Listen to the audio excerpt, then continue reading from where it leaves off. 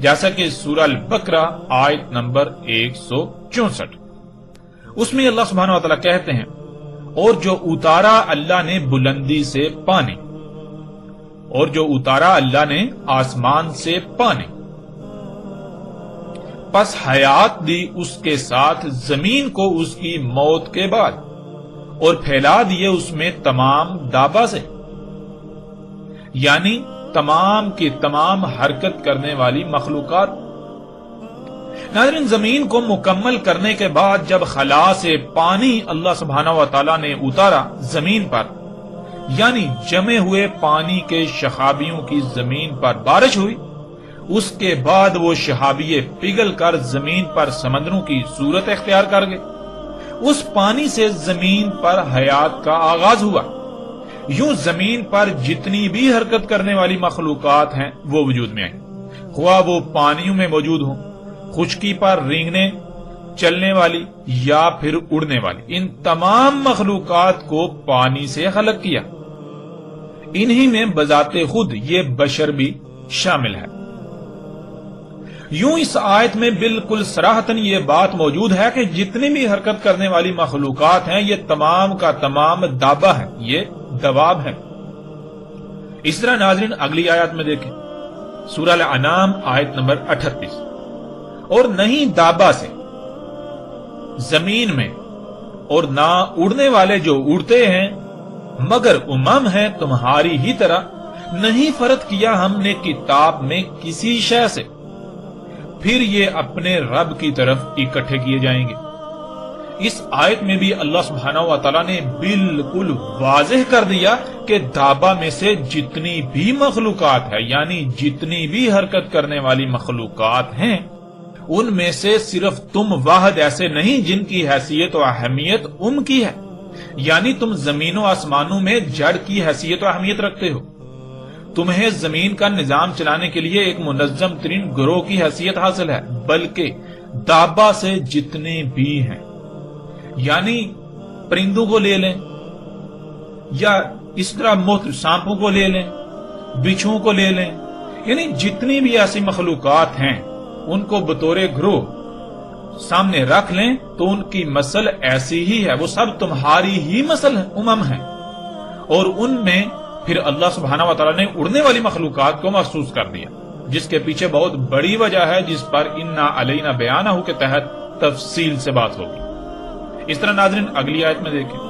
تو اس میں اللہ سبحانہ و تعالیٰ کہتے ہیں، سورہ ہود آیت نمبر 6، اور نہیں دابا سے زمین میں، یعنی تیر کر حرکت کرنے والی، رینگ کر، چل کر یا اڑ کر حرکت کرنے والی مخلوقات، مگر اللہ پر ہے ان کا رزق، اور وہ علم رکھتا ہے ان کی موت کی صورت میں جہاں جہاں بکھری پڑی ہے، اور جہاں جہاں دوبارہ موت کے بعد بکھر جائے گا۔ یعنی وہ مواد جس سے یہ مخلوقات وجود میں آتی ہیں وہ ذرات کی صورت میں پوری زمین پر کہاں کہاں بکھرا ہے، جو کہ رزق کی صورت میں ان تک پہنچتا ہے، وہ وجود میں آتے ہیں، اس کا بھی اللہ کو علم ہے، وہ اللہ کے علم میں ہے، اور پھر یہ دوبارہ جب موت کے بعد ان کے اجسام تحلیل ہو کر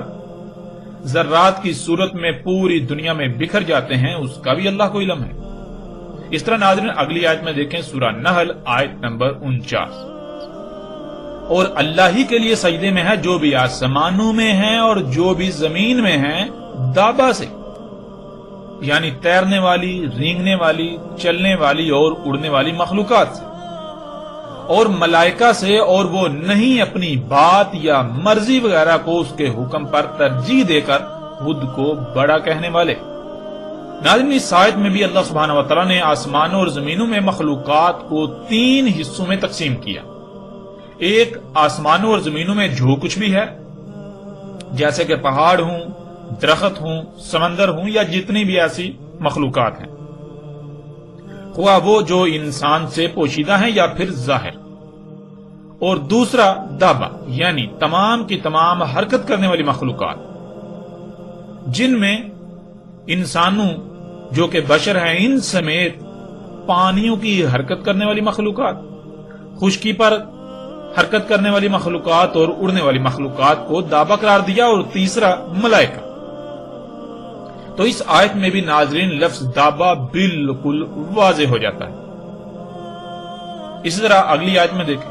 سورہ فاطر آیت نمبر 45،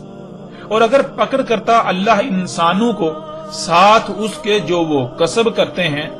نہیں چھوڑتا جس پر اس کا کسب ظاہر ہوتا دابا، یعنی تیرنے والی، رینگنے والی، چلنے والی اور اڑنے والی مخلوقات سے، اور لیکن مؤخر کرتا ہے انہیں اجل مسمى تک، پس جب آ جائے ان کی اجل، پس اس میں کچھ شک نہیں اللہ تھا اپنے غلاموں کے ساتھ دیکھتا۔ ناظرین اس آیت میں بھی بالکل واضح ہے کہ انسانوں کے مفسد اعمال کی وجہ سے زمین و آسمانوں میں جو خرابیاں ہوتی ہیں، اگر اللہ ایسا قانون بناتا کہ انسانوں کے ایسے اعمال کے سبب پکڑ کرتا، تو زمین پر دابا سے یعنی حرکت کرنے والی مخلوقات میں سے کسی کو بھی نہ چھوڑا جاتا، یعنی تمام کی تمام حرکت کرنے والی مخلوقات انسانوں کے مفسد اعمال کے سبب ان کے رد عمل کی صورت میں آنے والی تباہیوں کا شکار ہو جاتی۔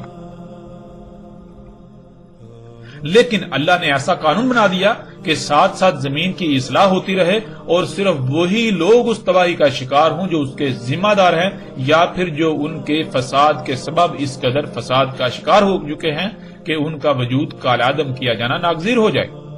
اور باقیوں کو اس وقت تک چھوڑا جاتا ہے، ترک کیا جاتا ہے، جب تک کہ اجل مسمى نہیں آ جاتی، یعنی وہ وقت جسے پھر اللہ سبحانہ وتعالی نے الساعۃ کہا، جسے اللہ سبحانہ وتعالی نے ایک بڑی تباہی یا پھر الساعۃ کہا۔ اس طرح ناظرین اگلی آیت میں دیکھیں، اور اگر اللہ پکڑ کرتا لوگوں کو ان کے ظلم کی وجہ سے، تو نہ چھوڑتا اس پر کوئی بھی، یعنی زمین پر کوئی بھی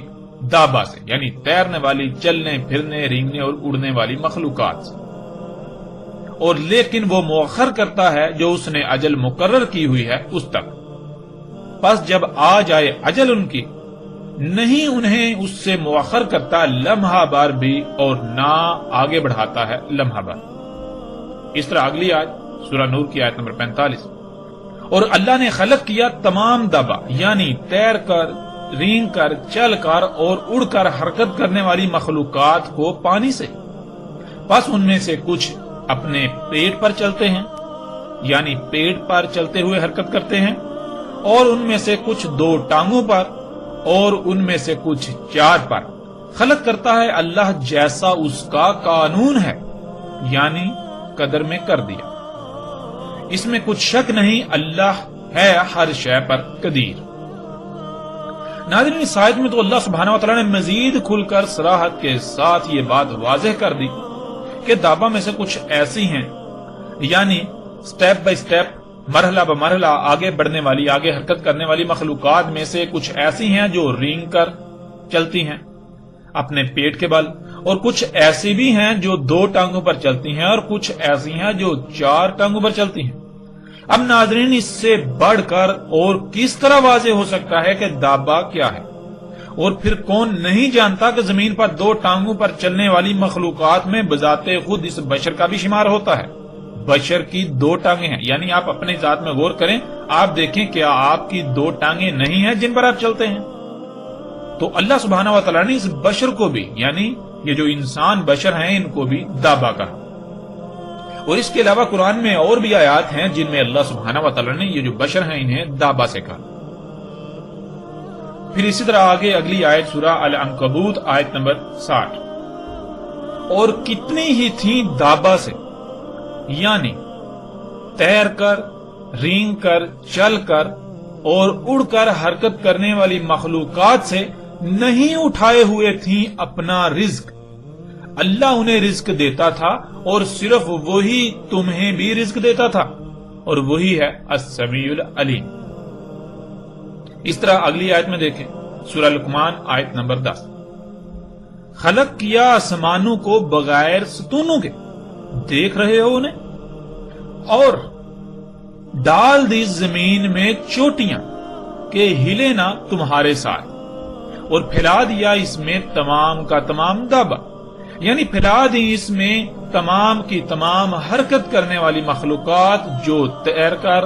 رینگ کر، چل کر اور اڑ کر حرکت کرنے والی مخلوقات ہیں،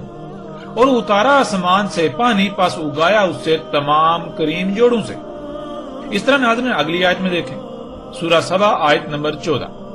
بس جس مقصد کے لیے فیصلہ کیا ہم نے اس پر موت کا، نہ رہنمائی کر سکا ان کی اس کی موت پر مگر دابا،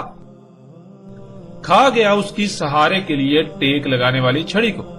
ناظرین، یہ ایک ایسی آیت ہے جو لفظ دابا کی ایسی وضاحت کرتی ہے کہ کسی بھی قسم کے شک و شبے کی گنجائش نہیں رہتی۔ اس آیت میں لکڑی کھانے والے کیڑے کو بھی دابا کہا گیا۔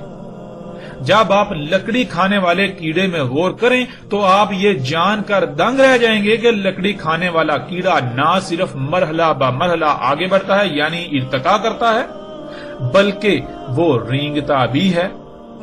ٹانگوں پر چلتا بھی ہے اور پروں سے اڑتا بھی ہے۔ اس کے علاوہ لکڑی کھانے والے کیڑوں میں سے کچھ ایسے بھی ہیں جو پانی کے اندر بھی سروائیو کرتے ہیں،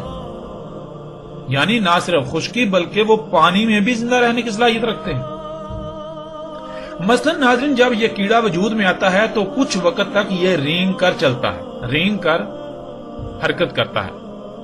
پھر ایک وقت آتا ہے جب اس کی ٹانگیں نکل آتی ہیں تو یہ چلنا شروع کر دیتا ہے۔ پھر ایک وقت آتا ہے جب اس کے پر نکل آتے ہیں تو یہ اڑنا شروع کر دیتا ہے۔ اب ناظرین، سوال یہ پیدا ہوتا ہے کہ اللہ سبحانہ و تعالیٰ نے اسے دابا ہی کیوں کہا، حالانکہ اس کا کسی اور نام سے بھی ذکر کیا جا سکتا تھا۔ لیکن ہم یہ بات جانتے ہیں کہ قرآن الحکیم ہے، یعنی وہ وجہ جس وجہ سے اسے قرآن میں اس آیت میں دابا کہا گیا، اسے ایسے ہی نہیں کہا گیا۔ اصل مقصد یہ تھا کہ یہاں لفظ دابا کی بھی وضاحت ہو جائے۔ تو ناظرین، ایسے جو کیڑے ہیں، ایسی جو مخلوقات ہیں جو لکڑی کو کھاتی ہیں، آپ ان میں غور کریں، مجموعی طور پر انہیں سامنے رکھیں تو آپ کو پتا چلے گا وہ نہ صرف ان میں سے ایسی ہیں جو پانی میں بھی زندہ رہتی ہیں، سروائیو کرتی ہیں۔ پانی کے اندر اگر لکڑی موجود ہو، اگر آپ پانی میں لکڑی پھینک دیں تو اس کے اندر بھی مخلوقات پیدا ہو جاتی ہیں اور لکڑی کو کھانا شروع کر دیتی ہیں۔ اس کے علاوہ وہ رینگتی بھی ہیں، وہ چلتی بھی ہیں اور وہ اڑتی بھی ہیں، یعنی جو لکڑی کھانے والی مخلوقات ہیں، آپ ان میں غور کریں تو آپ کو ان میں یہ چاروں کوالٹیز ملیں گی، یہ چاروں صلاحیتیں ملیں گی۔ پھر ان میں آپ کو ارتقا بھی ملے گا، یعنی کہ لکڑی کھانے والا کیڑا جب وجود میں آتا ہے تو وہ رینگتا ہے، پھر اس کی ٹانگیں نکل آتی ہیں تو وہ چلتا ہے، پھر اس کے پر نکل آتے ہیں تو وہ اڑنا بھی شروع کر دیتا ہے۔ ناظرین، یہاں تک الحمدللہ یہ بات صراحت کے ساتھ واضح ہو چکی کہ دابا کیا ہے۔ مزید مختلف پہلوؤں سے بھی اس پر تفصیل سے بات کریں گے، لیکن اب ہم سب سے پہلے اپنے اس موضوع پر بات مکمل کریں گے۔